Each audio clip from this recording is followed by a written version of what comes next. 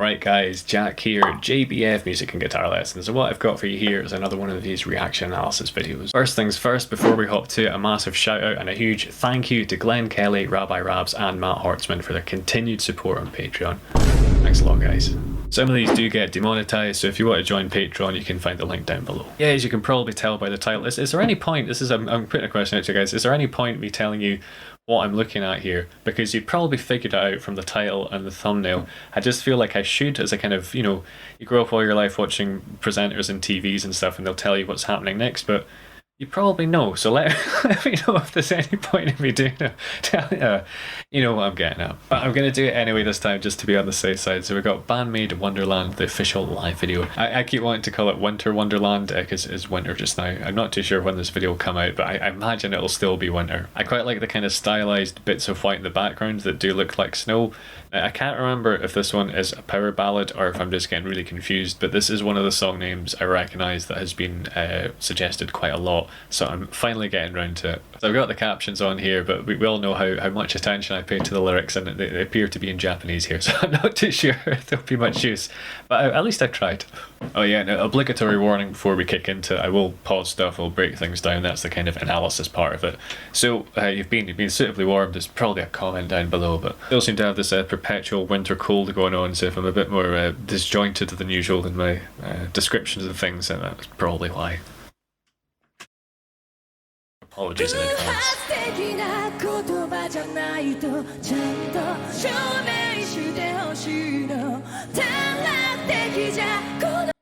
It feels wintry. It feels wintry. Whether it is or not remains to be seen. But it does feel wintry.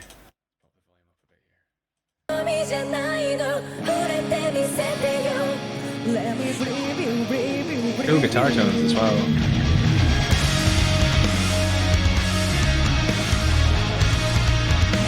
Nice.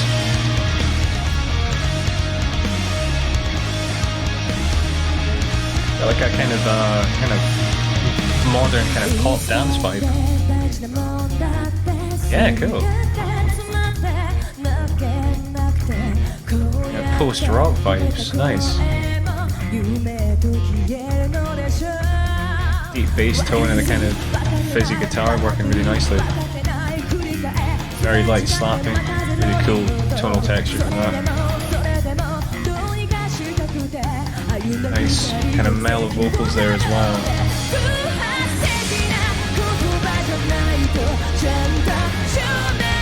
Cool. The melodies, vocal melody is very pentatonic. It reminded me initially of like a kind of Celtic folk music, because that's something I'm more familiar with, but let me know if it's similar to, I know a little bit of Japanese folk music, but not an awful lot of it. That kind of there's just a kind of folky feel to it. It's nice.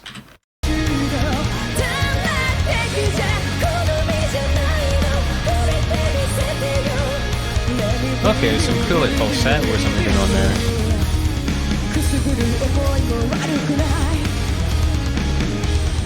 It's a nice live sound of the drums as well. Cool natural reverb. Yeah, this is cool. It's a really nice groove they've got in the verse. It's really mellow.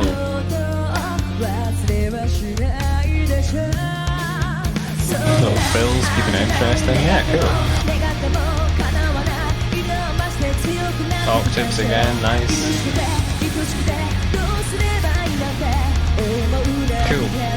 So as well as the octaves, which seem to pop up a lot, there's something Misa really likes to do, which is like slide between notes. You see her doing it all the time. As a lazy bassist, I tend to like just to move a string. I prefer to just move strings to keep things cleaner.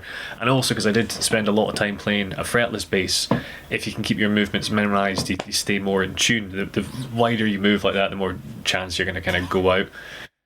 But yeah, it's just an observation. She likes these kind of slidey things. I think there's it was a Black Hole where she's just kind of going mad, sliding up and down. It adds this kind of extra dimension, pun intended, to the riff. See, big kind of slides. Thinking about it, there is a practical reason. If you play on, she's keeping right.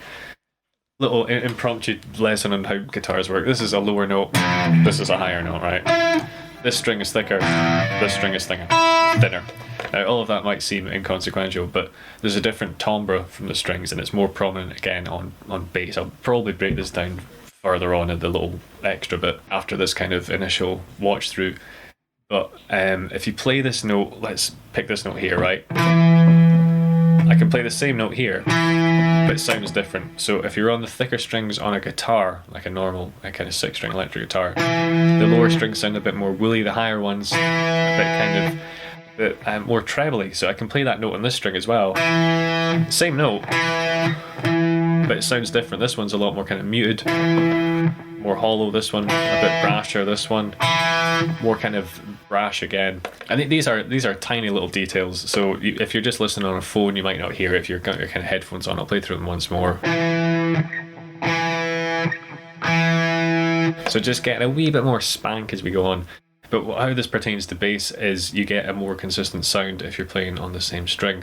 So she might want that kind of meaty, kind of girthy big sound that you get from playing on the lower strings because they're thicker and they vibrate more and they have more kind of bass to them, whereas you get more of a kind of trebly kind of snap on the higher strings, or a bit more kind of cut. So she might just kind of prefer that aesthetic, want that kind of weight behind the note, and that's why she's sliding. I'm speculating here, I don't know, but that's a reason I do it, other than if she just likes the slight kind of aesthetic of sliding between notes, kind of legato, I suppose you could call it. If you enjoy these long-winded breakdowns mid-song, then don't forget to subscribe and enable all notifications to see more of this kind of stuff in your feed.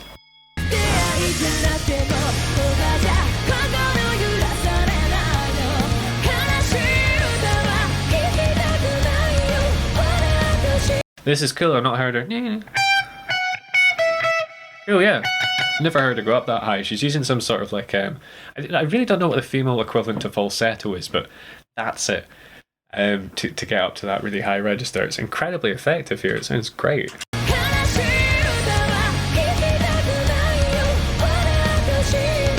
Yeah, really nice.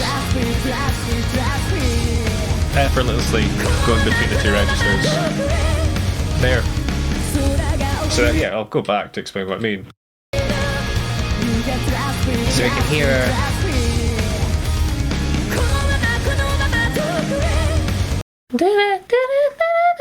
getting up there. You can hear her just kind of like flipping into this kind of head voice, I suppose would be the female equivalent. But just seamlessly, there's no kind of break. There's a thing called the passaggio, which probably every guy is very familiar with in their teenage years when your voice started breaking. And you can find it if you yodel or you just kind of try to go high. There's a point where your voice starts to do that, and that's the passaggio, the kind of this, the Shaggy from Scooby-Doo. And that's a point where your voice, it's almost an overlap between like head voice and chest voice. So head voice is like the highest notes, the kind of falsetto stuff. Chest voice is what you generally speak in, so you kind of speak and register what's most comfortable.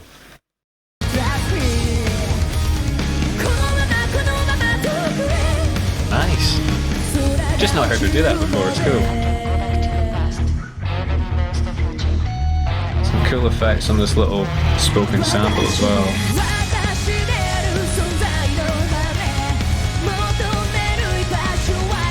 Cool, everything's quite sparse here. Kick drum, just giving that drive.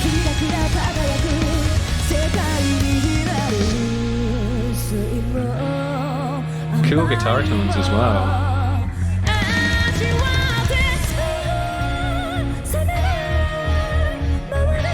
Nice. Yeah. Okay, just before we get into the solo, I've not heard this texture in her voice before. It's really nice. It's kind of breathy. The pitch is great, and there's still power behind it.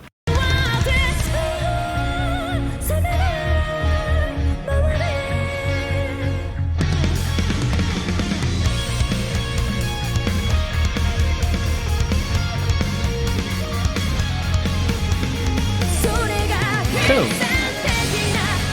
Yeah.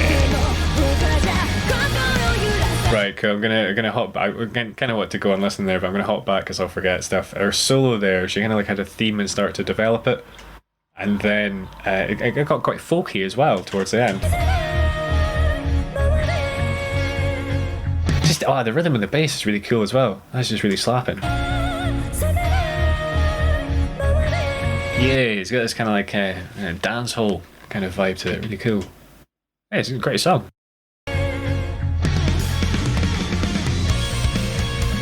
So do do do do do do do.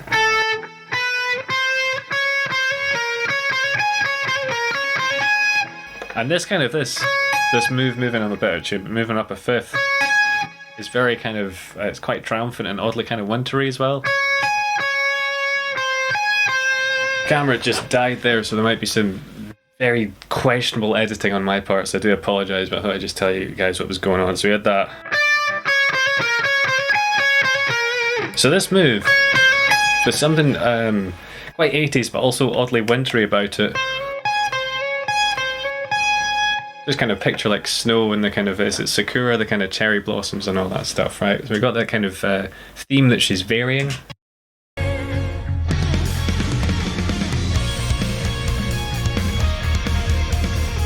Then she's kind of going off on one.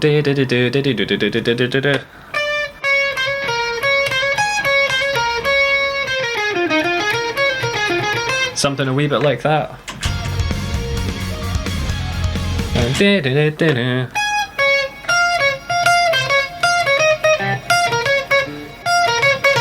Doing these kind of nice little, very kind of like if there's a synth solo in a dance song, very much like that. Then this final bit here I thought sounded a bit kind of folky as well.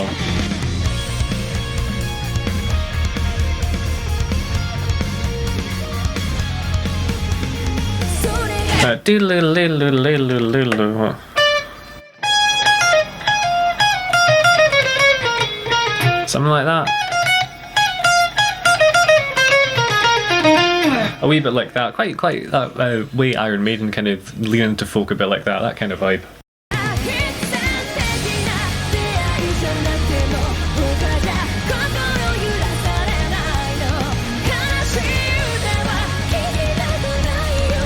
Yeah, I don't think these lyrics here are right.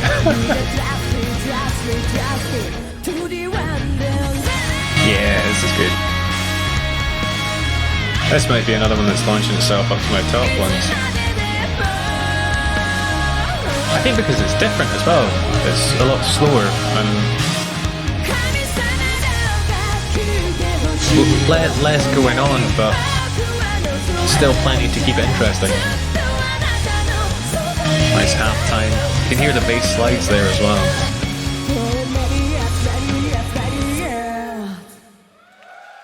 Yeah, nice. I really enjoyed that.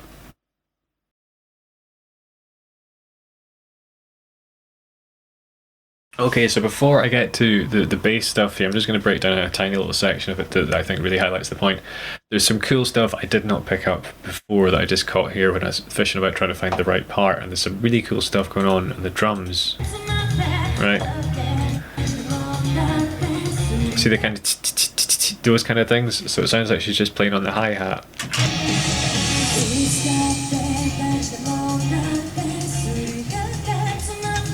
Just like really dropping out to let the part kind of pop where it's just the guitar and the bass, but keeping this little rhythm going on, because if it's not there, there's just this kind of a little bit of space and a lack of kind of drive, a lack of kind of, there's not a lack of rhythm because the guitars are doing stuff, but lack of drive is the best way to explain it. And because it's there, it's subtle, but it's just this little thing that just kind of gives it an extra bit of momentum, right? And then this bit here, right, she kind of abandons the hi-hat, goes on to the kick drum. And it sounds like she's using a kind of rim shot. So basically you take the drumstick and instead of hitting the snare, the actual drum part of it, you hit the kind of the rim around it. It's not what it sounds like, a rim shot. And she's kind of doing it in this much more kind of muted, soft way, because you can get quite a crack out of them, and you can even, some drummers get a fantastic sound by hitting the snare and the rim at the same time, and you just get this beautiful sound. But here, because she's wanting to keep the dynamic low, so that, it's a kind of like a sort of like a type of sound. I think that's what's going on here. There's a tiny possibility that it's a cowbell, but it sounds much more like a kind of very kind of pianissimo, a very quiet rim shot, right? But onto the bass. It's been far too long since I've done any bass stuff in Bandmaid, so we've got this really cool bit in the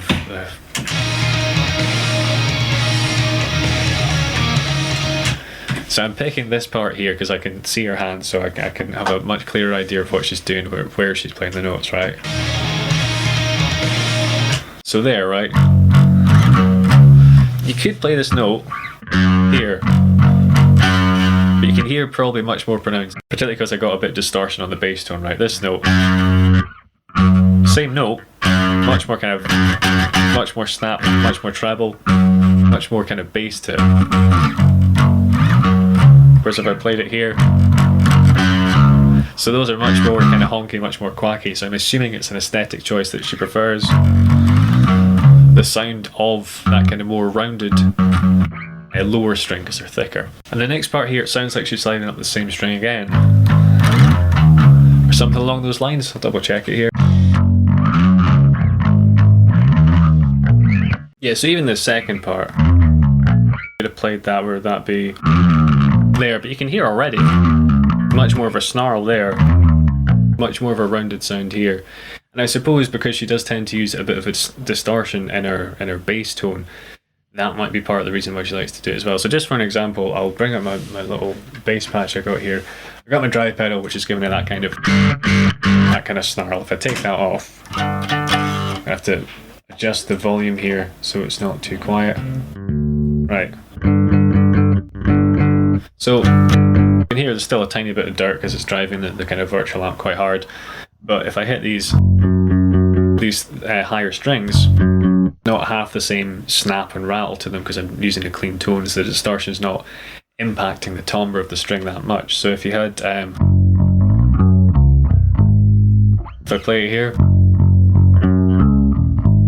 so it's noticeable that this note, when played there, are kind of brighter sounding than those ones, but I think when you have the drive on, it's much more exaggerated. So for reference, I'll play it without the drive. I'll do the slidey version, and then I'll try and figure out a non-slidey one. So you've got, and if I don't do it sliding, so a wee bit more spank to that. I'll put the drive on. I will do that version I did there, so you can hear maximum spank, and then I'll play the slidey version. So, and the way she does it, which is more kind of with the slides. So again, I am assuming this is a timbre thing. If you know better and you just like sliding, then let me know. Hit subscribe if you want to keep up to date with the channel. You can join Patreon or check out these videos, but take it easy guys, and have a good one.